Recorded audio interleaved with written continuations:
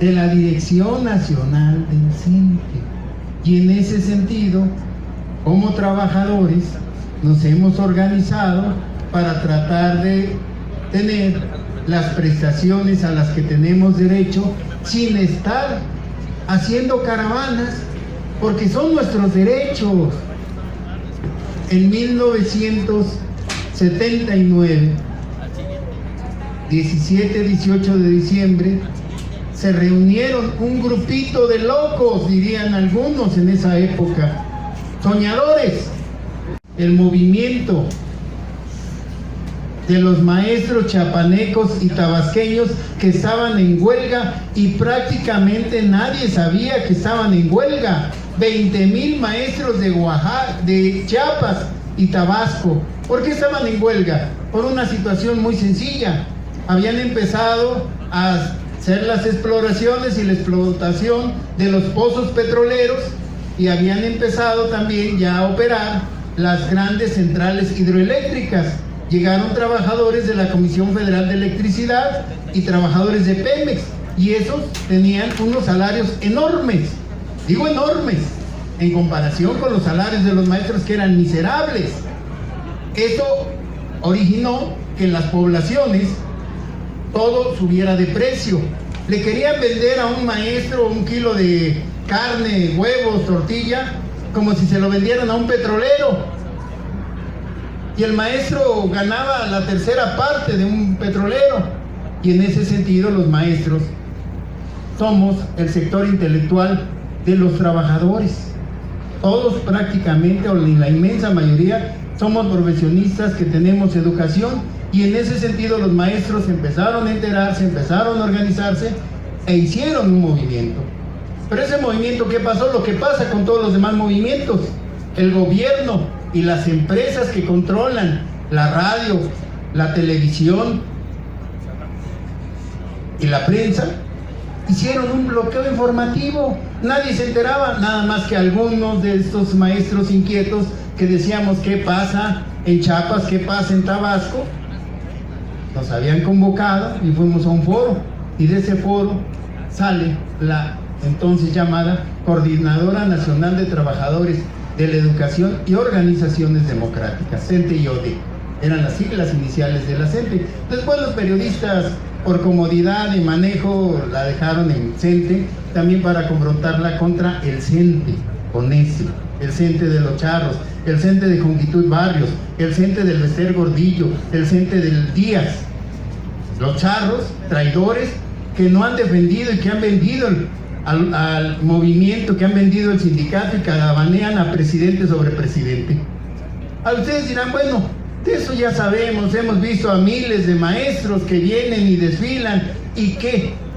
¿Y qué? Muchas veces esa es la pregunta, ¿y qué ganamos? Esto es lo que intentábamos plantearnos, el origen de la CENTE, porque podríamos haber hecho un análisis cronológico, no quisimos hacerlo. Quisimos hacer una reflexión sobre lo que es el aporte de la CENTE. La CENTE se funda en Tuxtla Gutiérrez, posteriormente se continúan las actividades, y la CENTE se continúa y toma como cuartel general la Escuela Normal Superior de México. Y esa Escuela Normal Superior, paradójicamente, ahí un servidor laboro. Tengo ahorita 36 años trabajando en esta escuela, en la Normal Superior. Tengo 42 años de servicio como maestro. Y ahí es donde se refugió la CENTE. Ahí es donde se educaron los miles de maestros. Teníamos en esa época los cursos ordinarios, 5,000 alumnos. En los cursos normales, que van de cualquier escuela, lo que hoy conocen, que terminan en julio, empezaban en septiembre. Pero también en las vacaciones teníamos los cursos intensivos. Durante esos 2 meses de vacaciones, en diciembre y en Semana Santa, venían 7,000 maestros de provincia a estudiar en la Normal Superior de México, y ahí se capacitaban como futuros maestros, pero también en un momento dado encontraron la respuesta a muchas de esas dudas que tenían los maestros, decían, bueno, ¿y qué pasa? ¿Por qué trabajamos en condiciones tan miserables? ¿Por qué en las escuelas de los pueblos están abandonadas? ¿Por qué no tenemos prestaciones? Ahí es donde tratábamos los maestros de darles una idea y ellos empezaban a investigar, y ahí es donde se educó las primeras generaciones de lo que hoy llamamos la Dirección Nacional de la CENTE, los contingentes del CCL de Hidalgo, del CCL del Estado de México, del Valle de México, de Morelos, es decir, los de Guerrero, Oaxaca. Después van a venir todos los movimientos que nosotros ya conocemos. Se rescata la sección 22 de Oaxaca, se rescata la sección 7 de Chiapas, que fue la primera que se incorporó a la CENTE. ¿Y eso qué? ¿Y eso qué? Vuelvo a la pregunta. Precisamente, cuando ustedes ven una movilización de la CENTE tiene un mecanismo que es prácticamente inédito en este país. ¿Qué es lo que se hace? Centro de trabajo, escuela por escuela, se van planteando las necesidades y se decide que se necesita una movilización para conseguir recursos para reparar escuelas, porque las escuelas están abandonadas, señores, se va incorporando como demanda. Si se requiere que se abra un hospital del ISSSTE porque la atención para los maestros es pésima, señores, se va incorporando como demanda, etcétera, y así se van incorporando cada una de las demandas que van saliendo de cada uno de los centros de trabajo de escuelas, pasan a las zonas escolares y de ahí a las regiones, y de las regiones a las asambleas estatales, y de las asambleas estatales, señores, cuando se toma un acuerdo de asamblea estatal, se lleva a la Asamblea Nacional de la CENTE, y si en la Dirección Nacional de la CENTE se avala, porque varios contingentes están de acuerdo, señores, es una tarea a nivel nacional.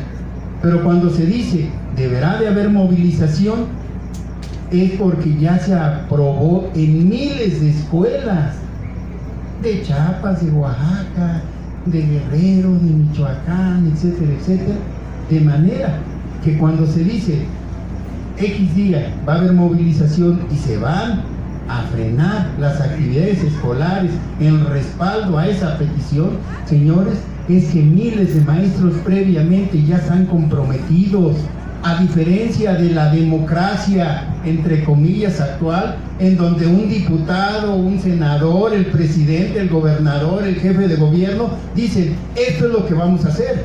No, es una democracia de base, es una democracia que surge desde abajo del pueblo trabajador y se va retomando, se va avalando. Y cuando se avala por el pueblo, señores, se sostiene por el pueblo. Esa es la razón del por qué la CENTE ha sobrevivido a todos los golpes. Ustedes han sido testigos de la brutalidad policíaca cuando nos sacaron aquí, cuando estábamos en el Zócalo. Han sido testigos de cómo nos ponen miles de granalocos. Ahí está, mira. Aquí en la Alameda nos ponen miles, y ahí la gente una y otra vez regresa, se moviliza, no se dispersa, a pesar de que más de un líder por ahí se vende. Señores, es que el líder no controla el movimiento es de la base. Es un movimiento, es desde un punto de vista teórico, a algunos les encanta, por ejemplo, el marxismo, etcétera. Si ustedes leen a Lenin, eso es lo que se llama centralismo democrático, tomar una decisión donde la mayoría la avala, la minoría se pliega a los designios de la mayoría. Señores, ese es el centralismo democrático, uno de los mecanismos que estamos seguros que va a impactar y que va a construir el México nuevo. Es una democracia de base, no es una democracia electoral. No decimos no a la democracia electoral, es en un momento, en una etapa, es necesaria. Pero señores, para que tengamos un México en donde realmente se cambien las cosas, necesitamos entender que la democracia o es de base o no es democracia. Para concluir, porque el tiempo también se nos viene, sí queremos señalar. Algunos dicen, bueno, la gente nada más viene por salarios. No, señores, nosotros defendemos la educación. Ahorita el compañero Pedro, que ya llegó, nos va a hablar de la reforma educativa. Señores, la CENTE tiene un proyecto educativo alterno que ha sido consensado en miles de escuelas. Escuela por escuela, los maestros dicen, tenemos que adoptar esto, estas son las medidas realmente, no como la reforma del ñoño ese que no sabe ni leer. Ese tipo, esos juniors que nos llegan de arriba y van y hoy, por ejemplo, hoy tenemos otro miado que anda de candidato por ahí. Señores, esos juniors no saben. Los que manejamos los centros de trabajo somos los trabajadores, porque debemos entender, no se mueve nada en ese país si los trabajadores no lo hacemos. No hay una clínica que opere si no están los trabajadores. Recuerdo, con esto concluyo, a una señora, hablando de democracia electoral, a Rosario Ibarra de Piedra, que ella decía: